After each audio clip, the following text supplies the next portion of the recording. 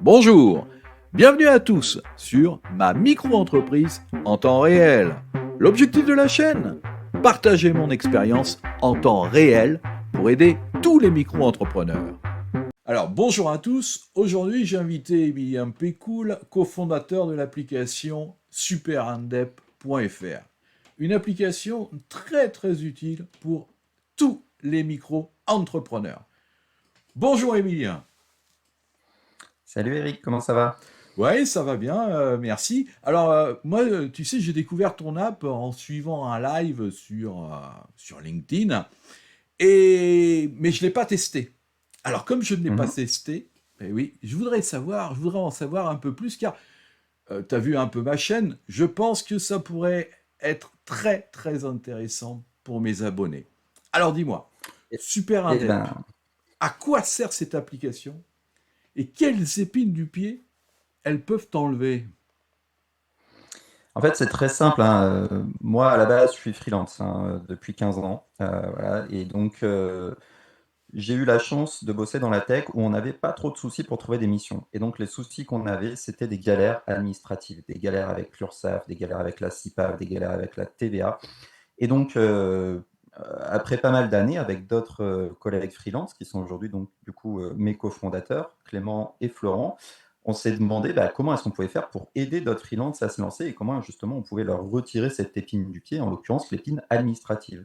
Et donc, bon, je raconte l'histoire rapidement parce qu'évidemment ça s'est pas fait aussi de façon aussi rapide, Oui, mais au j'imagine. bout d'un moment, on s'est vraiment focus sur les auto-entrepreneurs parce qu'ils étaient parmi les plus délaissés en fait.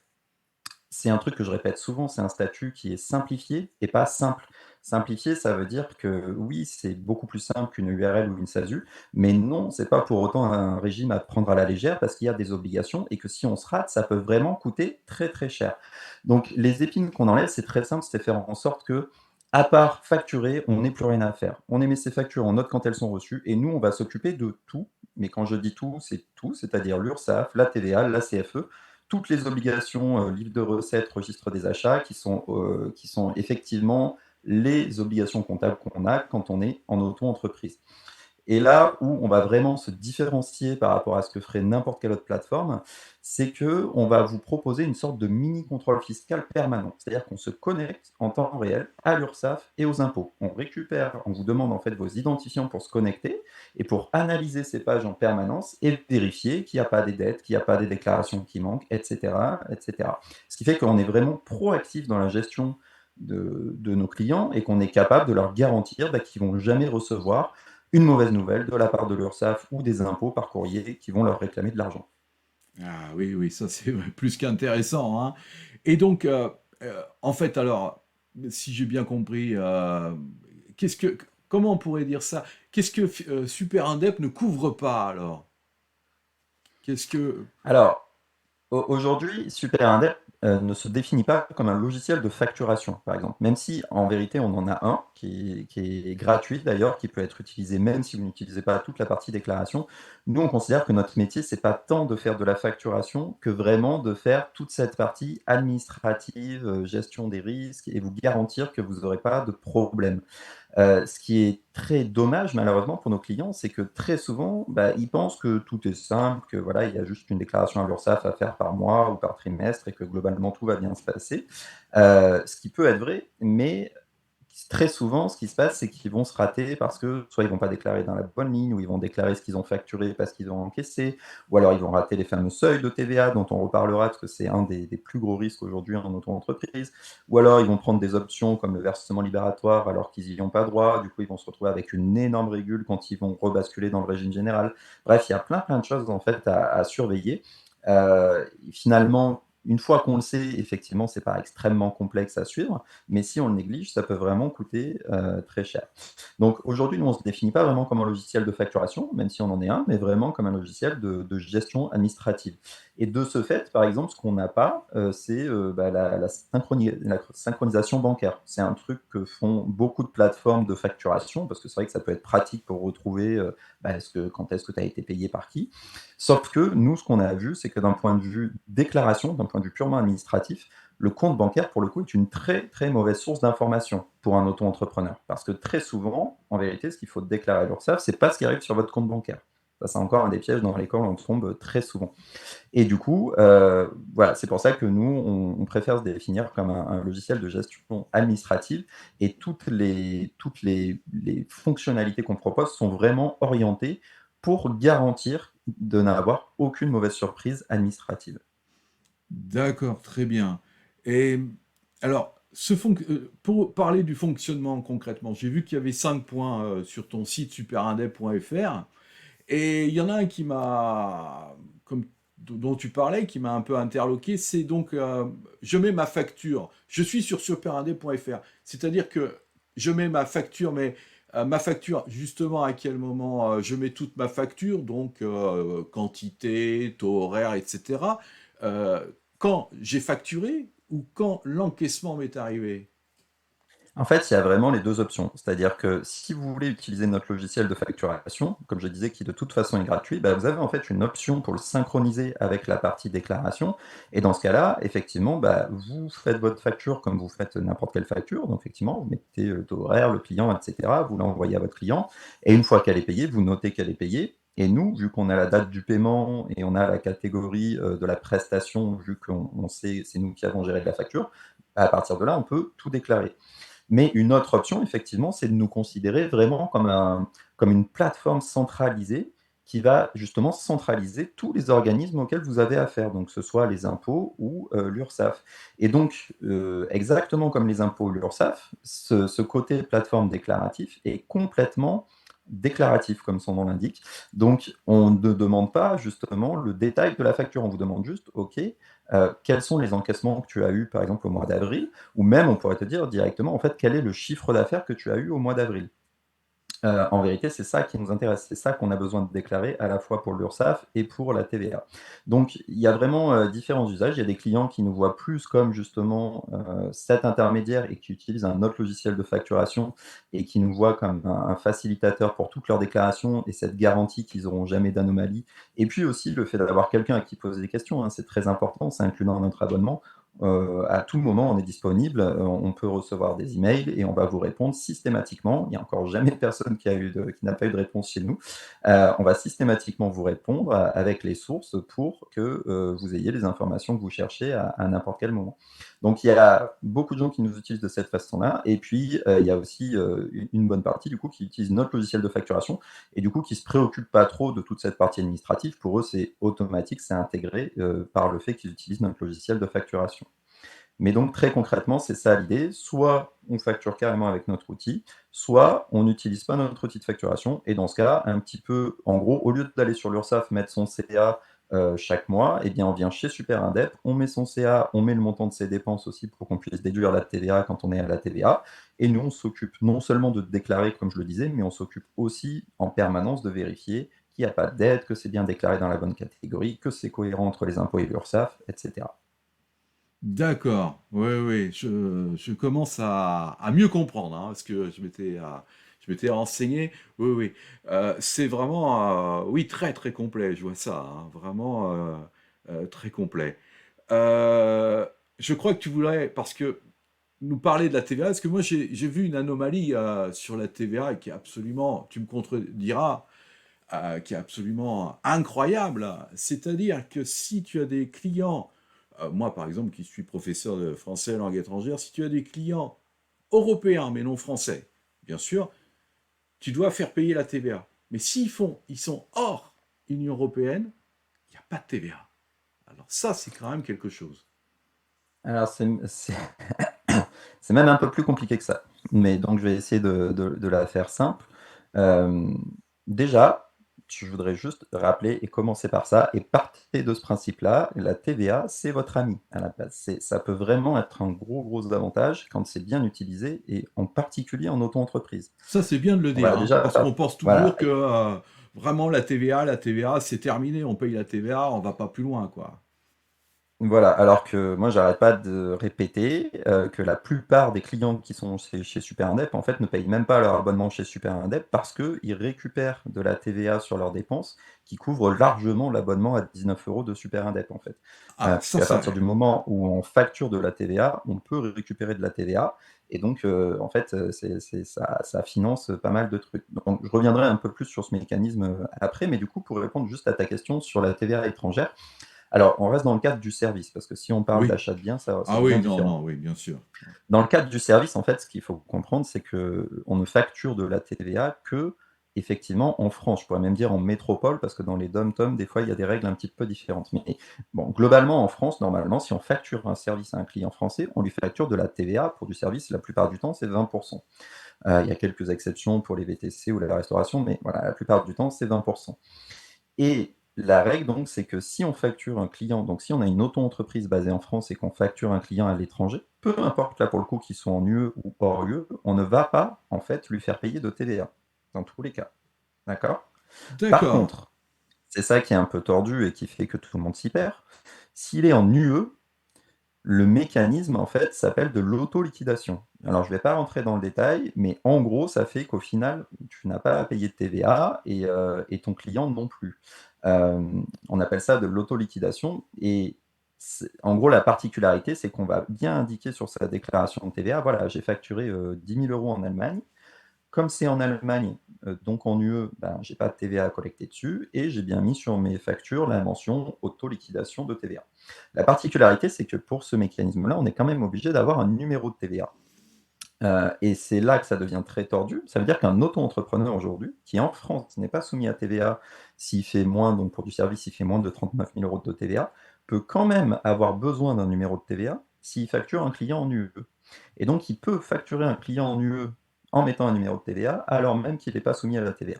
Bon, je sais, c'est tordu, mais voilà, en même temps, je vous avais prévenu, c'est simplifié, mais pas simple. Donc, en tout cas, ce qu'il faut retenir, c'est que si on facture à l'étranger, du coup, on ne facture pas la TVA. Simplement, s'il est en UE, on met cette mention auto-liquidation. Et s'il est hors UE, c'est une autre mention qu'il faut mettre. Ça ne s'appelle pas de l'auto-liquidation, mais de la même façon, on ne va pas payer la TVA, en fait, à l'étranger. Ensuite, donc sur le fait de toute façon de collecter et de payer de la TVA, ce qu'il faut bien comprendre, c'est que ce n'est pas à vous, en tant qu'auto-entrepreneur, de la payer cette TVA. C'est-à-dire que si, voilà, avant, tu vendais un cours de langue 100 €, je sais pas, 100 € les 2 heures par exemple, eh bien, tu vas pas du jour au lendemain devoir payer 20 € de ta poche sur ces 100 €. C'est ton client final qui est censé payer cette TVA. De la même façon que quand toi, tu vas faire tes courses, quand tu vas faire le plein d'essence, quand tu vas acheter une baguette de pain, tu payes de la TVA et donc c'est directement reversé à l'État.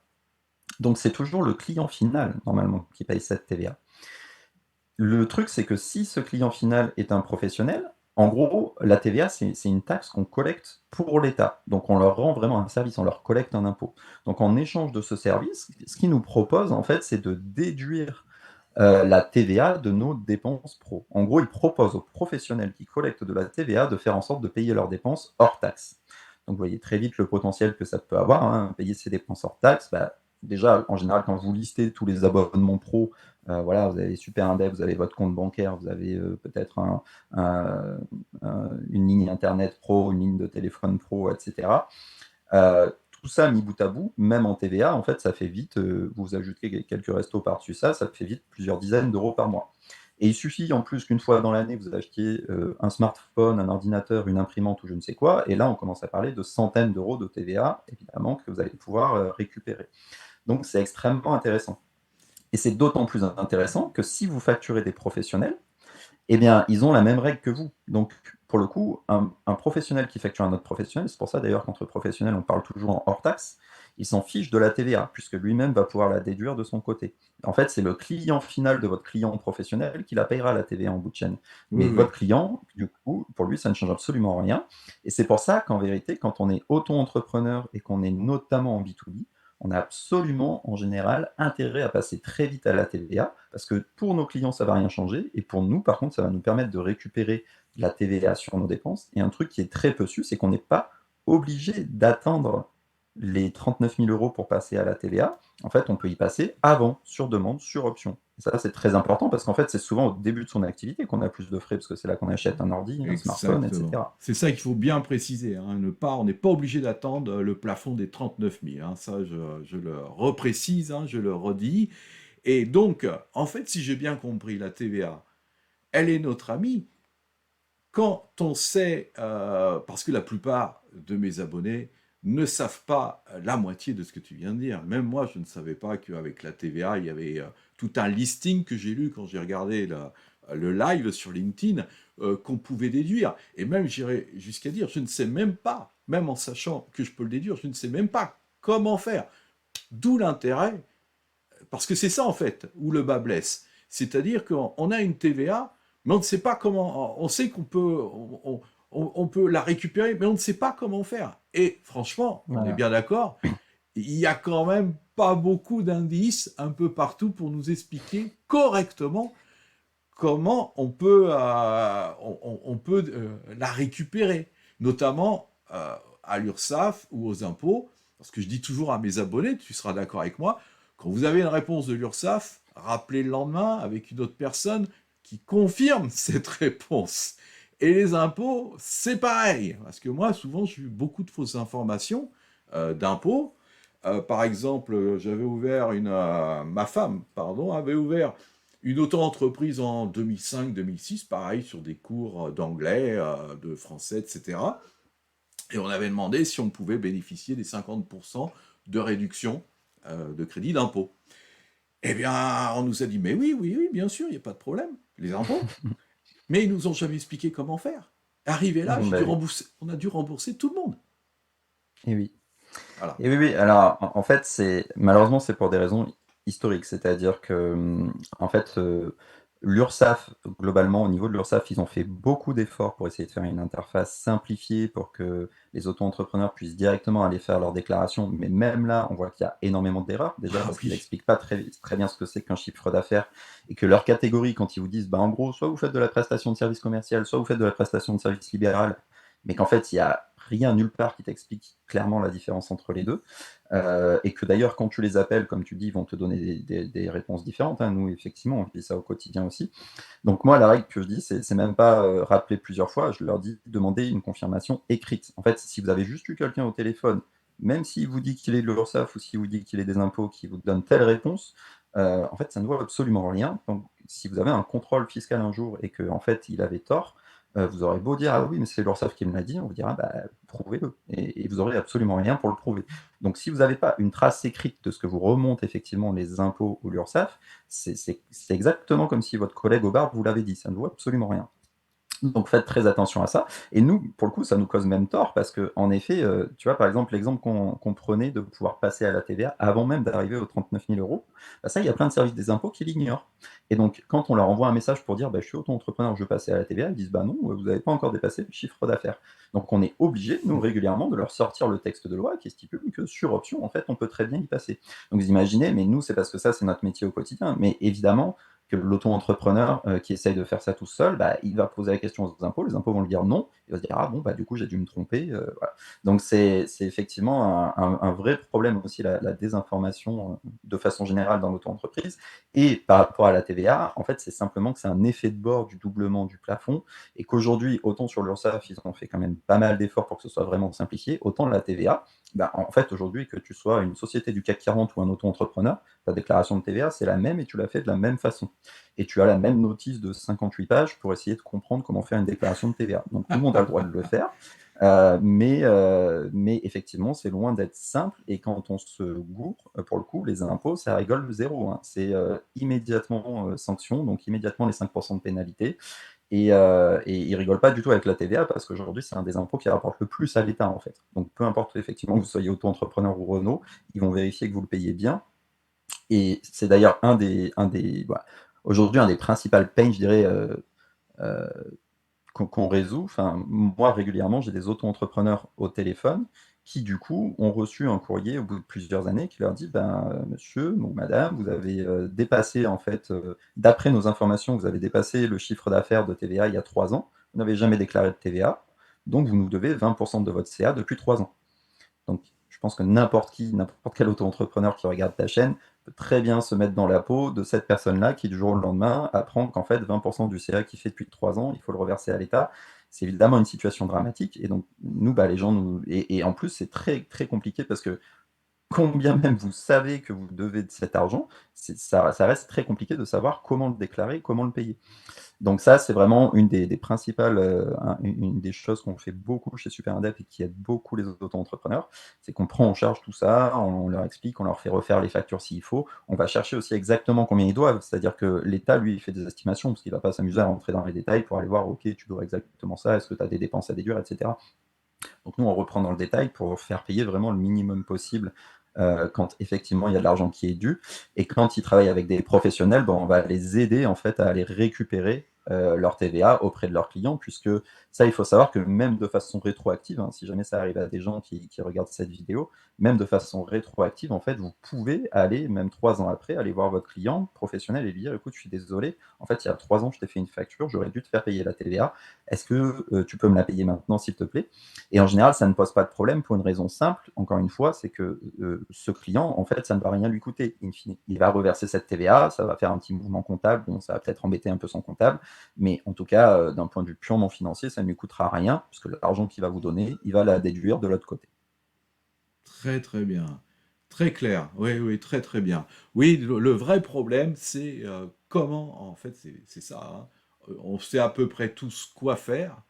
À peu près, est-ce qu'il y a toujours des lignes qui sont, même pour, on a par exemple un certain métier. J'avais eu l'autre fois une question, un paysagiste. Eh bien, j'ai vu que les paysagistes, normalement, ne pouvaient pas être auto-entrepreneurs parce qu'ils font partie du monde agricole et que donc c'est une dérogation, c'est ceci, cela.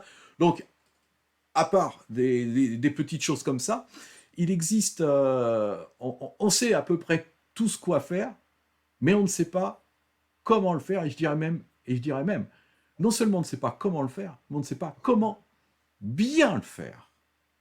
Et donc C'est là, ça. Super Indep, c'est cette épine du pied qu'elle nous enlève. Comment bien Et faire?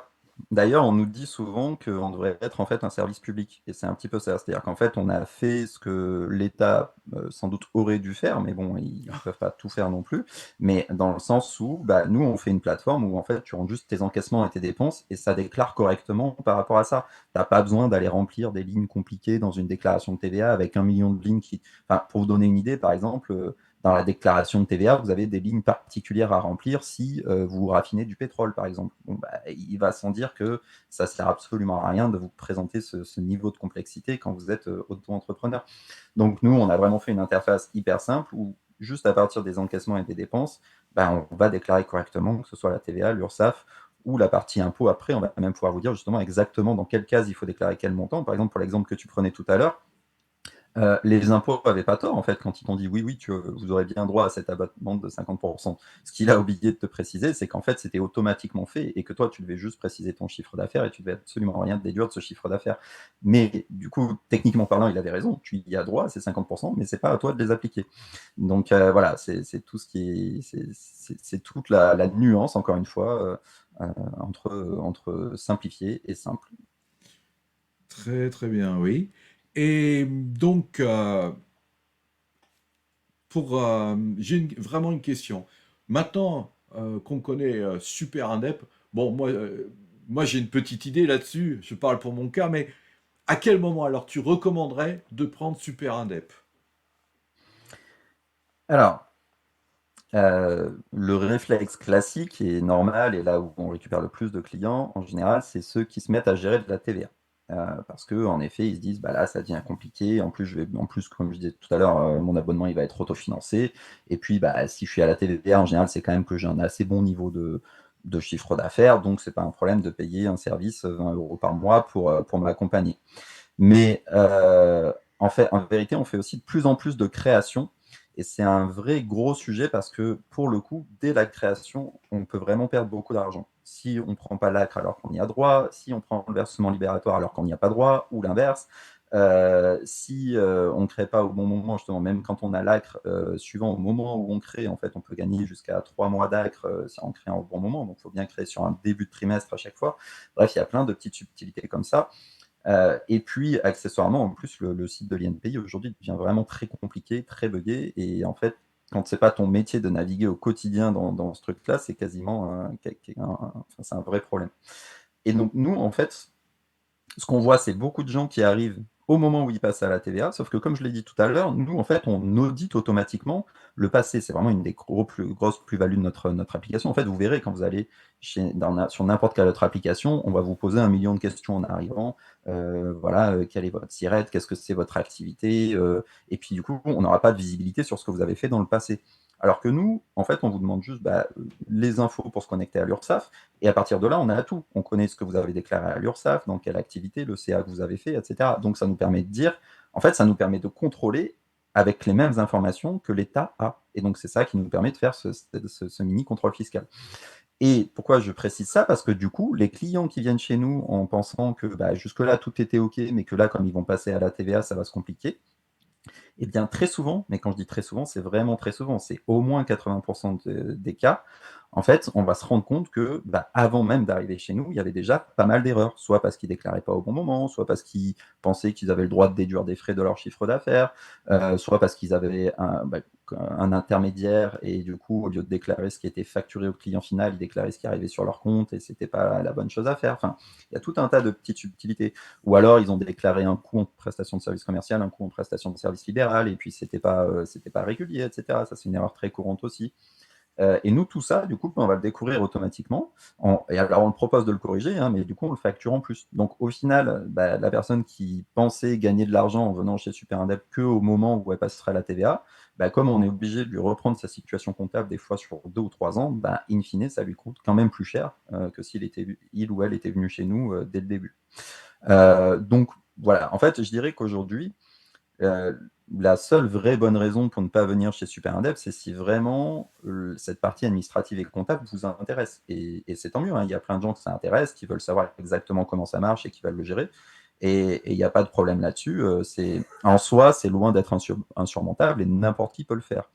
Mais ça demande un investissement, ça demande du temps et ça demande de la veille surtout. C'est-à-dire que ça ne demande pas juste d'être rigoureux et d'apprendre à le faire et après ça va être fait tout le temps. Ça veut dire qu'il faut quand même suivre les textes de loi, les seuils vont changer tous les 2 ou 3 ans, il faut faire attention à un certain nombre de choses. Donc voilà, si pour vous c'est intéressant et c'est important de maîtriser ces aspects-là, il n'y a aucun souci. Mais sinon, honnêtement, la tranquillité d'esprit pour 20 € par mois sur la partie administrative, en fait, c'est un truc que clairement, vous ne pourrez avoir à ce montant-là qu'en auto-entreprise. Parce que vous verrez que quand vous serez en société, que ce soit une SASU, une URL, vous allez très certainement passer par un expert comptable, mais vous verrez que même votre expert comptable qui vous coûtera entre 100 et 300 € par mois, même avec ça, vous serez toujours pas tranquille en fait, hein. Vous recevrez quand même tout un tas de problèmes et qu'il faudra gérer, il faudra appeler l'URSSAF, etc. Donc voilà, c'est vraiment aujourd'hui, à partir du moment où on a en tout cas une activité qui tourne, parce qu'à la limite, je dirais que c'est ça l'autre aspect, c'est effectivement, si on vient de se lancer, on n'a pas trop de visibilité. Au début, ça sert à rien de faire des frais pour faire des frais. Mais dès qu'on commence à avoir un chiffre d'affaires à peu près récurrent, c'est vraiment un des premiers trucs qu'on veut externaliser en général, c'est cette gestion administrative et comptable, quoi. Oui, là, je suis d'accord avec toi. Et je prends mon cas personnel, je pense que si vous aviez existé au moment où j'ai créé ma micro-entreprise, oui, j'aurais pris l'abonnement parce que j'ai tout appris, comme tu peux le voir, j'ai appris beaucoup de choses par moi-même, mais soyons clairs, ça m'a pris un temps phénoménal. Et ce temps-là, on ne peut pas le retrouver, et ce temps-là, je n'ai pas pu l'investir dans ma micro-entreprise. Et donc, là, et même en ce moment où je m'y connais bien, je pense que je vais commencer à réfléchir pour 20 euros hein, tous les mois, hein, parce que je commence aussi un peu à en avoir un peu assez. Moi, j'ai des problèmes avec, par exemple, la plateforme Chorus Pro. Il paye un mois après. Donc là, bon, je ne vais pas rentrer dans des termes trop techniques, mais là j'ai déclaré mon BPF, là, le bilan pédagogique et financier. Pour la Et donc, formation. comme ça ne correspond pas, j'ai dû reprendre toutes les factures, puisqu'il était de avril à avril, et et refaire tout le calcul moi-même. Et le nombre d'heures, et ceci, et cela. Ah là, c'est. Les bras m'en tombent. Ah, ça m'a pris beaucoup de temps, hein, et donc j'aurais préféré faire autre chose, évidemment, hein, évidemment. Voilà, bah, c'est vraiment l'idée en fait, c'est de pouvoir se consacrer à sa plus-value, à son activité et déléguer un maximum de choses. Et d'ailleurs, on a dit un différent niveau d'abonnement. C'est pour ça que je disais à partir de 19 €, parce qu'après, on a aussi un abonnement à 39 € où en fait, on va prendre en charge même toutes les démarches que vous pourriez avoir et on va rajouter le support visio et téléphone si besoin. Donc, quand je dis toutes les démarches, ça veut dire que s'il y a besoin d'appeler l'URSSAF, on le fait pour vous. S'il y a besoin de gérer un déménagement, on le fait pour vous. S'il y a besoin de contester, je sais pas, des pénalités ou de répondre à un courrier des impôts, on le fait pour vous. Donc, on va vraiment tout prendre en charge. Et puis, on a aussi une offre à 99 € qui, là, pour le coup, devient une vraie offre comptable. C'est-à-dire que c'est le même principe que l'offre à 39, sauf qu'il y a un vrai expert comptable, donc partenaire, avec qui vous pouvez échanger, qui va suivre votre dossier, avec qui vous pouvez échanger au besoin, justement, et par qui aussi vous pouvez obtenir du coup des documents certifiés par un expert comptable, puisque des fois, il y a toujours cette problématique, cette ambiguïté en micro-entreprise, c'est que du coup, ça a sans doute déjà dû t'arriver, quand tu veux demander un emprunt ou quoi que ce soit, en fait, dès que tu as quelqu'un en face de toi et que tu lui dis que tu es un professionnel, il va te dire, ok, pas de souci, du coup, il me faut votre cabis et votre bilan, ou vos 3 derniers bilans pour justifier vos revenus. Sauf que toi, tu es auto-entrepreneur donc, et potentiellement tu es auto-entrepreneur en profession libérale. Du coup, tu n'as ni cabis ni bilan. Donc, Exactement. et tu as envie de lui dire, oui, mais en fait, moi, pour justifier mon revenu, c'est simple, je fais des déclarations à l'URSSAF. Si vous regardez, enfin, vous tapez une recherche Google, vous verrez que ce que je déclare à l'URSSAF, je suis prélevé à 21,2%. Donc, normalement, c'est pas bien compliqué de connaître mes revenus. Mais malheureusement, ça fonctionne pas comme ça. Ils font pas trop d'efforts en face. Et donc, nous, une demande qu'on a beaucoup, justement, c'est de pouvoir justifier des revenus et que ce soit tamponné par un expert comptable. Parce que sinon, en général, ça passe pas, justement, pour les dossiers, je sais pas, de location, de prêt, etc. Ils aiment bien avoir quelque chose qui est tamponné par un comptable. Donc, c'est un des cas d'usage que ça nous permet de traiter avec cet abonnement-là. Voilà. D'accord. Oui, oui, oui. Oui, j'ai eu beaucoup de problèmes, enfin même d'autres collègues, ils n'arrivent pas à justifier avec un tampon leur salaire et donc, bah, il n'y a pas de prêt, hein. Il n'y a pas de prêt, il n'y a pas de C'est ça. location, il n'y a rien. C'est comme si en fait, ah ben monsieur, vous savez, on ne sait pas, vous pouvez toucher 2, 3 000, 4 000 euros ce mois-ci, mais et demain, peut-être zéro, hein. Voilà, donc, Ça, bref. c'est la dure vie d'entrepreneur. Ouais. Oui, exactement. Et pour terminer, est-ce que tu voudrais rajouter quelque chose? Par exemple, j'ai lu euh, quelque chose qui, moi, m'intéresserait, c'est la prévoyance. Oui, alors effectivement, nous, après, comme la plupart des acteurs de toute façon du monde du freelancing, ce qui nous intéresse, c'est de pouvoir proposer un maximum de choses, c'est-à-dire que la personne qui est chez nous, elle n'ait pas besoin d'avoir 15 autres interlocuteurs pour gérer tout ce qu'elle a à gérer. Bah, en fait, on a envie effectivement de vous enlever toutes les épines du pied. Et donc, en général, on pense donc à toute cette partie administrative. Après, on pense aussi à la partie bancaire. Ça, on ne sait pas encore faire, mais forcément, on y pense. Et on pense à la partie assurance. Donc, en effet, depuis la fin de l'année dernière, on est hors IAC et on peut donc proposer des assurances en direct. Alors, on passe par des partenaires. Hein. Nous-mêmes, on n'est pas assureur. Mais l'intérêt, c'est on est vraiment un service d'assurance dans le sens où on choisit très spécifiquement les partenaires avec lesquels on travaille et les clients qui sont chez ces partenaires n'appartiennent pas aux partenaires en question, mais bien à nous. Ça veut dire qu'on peut vraiment être très exigeant et très spécifique sur nos demandes, parce qu'en gros, si on s'entend mal ou si ça se passe mal avec un partenaire, on va dire, écoute, du coup, les centaines de personnes qu'on a chez toi, on va les mettre ailleurs, parce que là, ce que tu proposes, c'est plus adapté ou c'est plus haut niveau par rapport à ce qu'on avait dit, quoi. C'est ça qui est très intéressant. Et effectivement, c'est quand même un truc hyper important. Alors, si on est auto-entrepreneur, mais qu'à côté on est encore salarié, c'est moins une problématique. Parce que si on est encore salarié, on a encore sa mutuelle, on a encore une prévoyance, etc. Exactement, Mais à oui. partir du moment où on est 100% en auto-entreprise, il faut vraiment faire très attention. C'est un truc dont on n'a pas l'habitude parce que très souvent, on est primo-entrepreneur. C'est rare que l'auto-entreprise soit sa deuxième ou troisième entreprise. Donc, c'est un monde qu'on ne connaît pas. Et du coup, on est rarement au courant que, ok, c'est super, je facture 10 000 euros et à la fin du mois, il me reste 7 000 euros sur mon compte parce que l'URSSAF a pris que 20%. Mais attention, il va encore falloir payer là-dessus l'impôt sur le revenu, évidemment. Et il va encore falloir prendre en compte tout le risque que vous avez. Et le risque que vous avez, c'est que vous ne cotisez pas pour le chômage. Donc, il faut porter votre propre risque.